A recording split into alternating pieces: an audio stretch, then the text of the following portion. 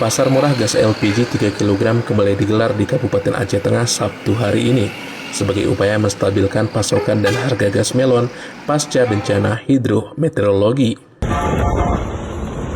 Pendistribusian LPG 3 kg dilakukan pada 6 kecamatan meliputi Kecamatan Pegasing, Jagung Ceket, Ketol, Atulintang, Silihnara, dan Kuta Panang dengan 7.840 tabung gas yang diangkut oleh 14 truk. Bupati Aceh Tengah Haili Yoga menyebut pelaksanaan pasar murah gas LPG ini akan terus berlanjut sehingga dirinya meminta masyarakat untuk selalu tertib ketika kegiatan ini digelar. Truk. Yang kedua, Kecamatan Jagong, ini lokasinya di Pasar Jagong, Degat, ada 2 truk.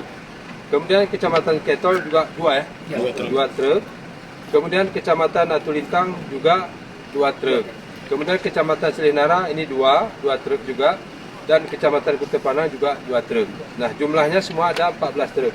Mungkin mudah-mudahan dengan kehadiran ini, gas ini, semua masyarakat bisa terlayani dengan baik. Tidak mungkin semua, tapi ini terus berlanjut.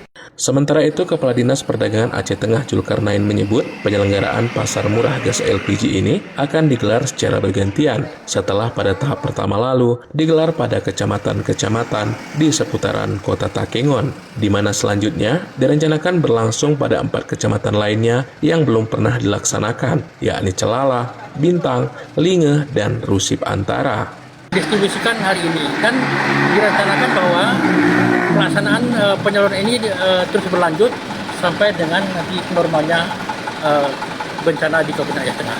Ya, terkait Pak, ada 4 kecamatan Pak yang belum ya? Ya, betul. Itu seperti apa? Ini ada 4 kecamatan yang belum terrealisasikan karena diakibatkan oleh akses jalan yang Adapun lokasi penyaluran gas LPG 3 kg kali ini meliputi Kecamatan Pegasing 2.240 tabung, kemudian 5 kecamatan lainnya yakni Jagung Jeget, Ketol, Atulintang, Silihnara, dan Kuta Panang masing-masing 1.120 tabung.